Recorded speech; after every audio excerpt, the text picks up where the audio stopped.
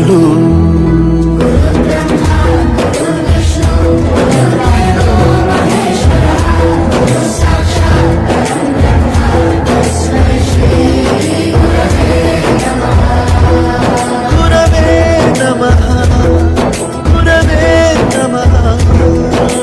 ಬಳಪ ಹಿಡಿದ ಭಗವಂತ ಇರುತ್ತಾನೆ ನಮ ಸುತ್ತ, ಅವತಾರ ನಾನಾ ರೂಪವೋ.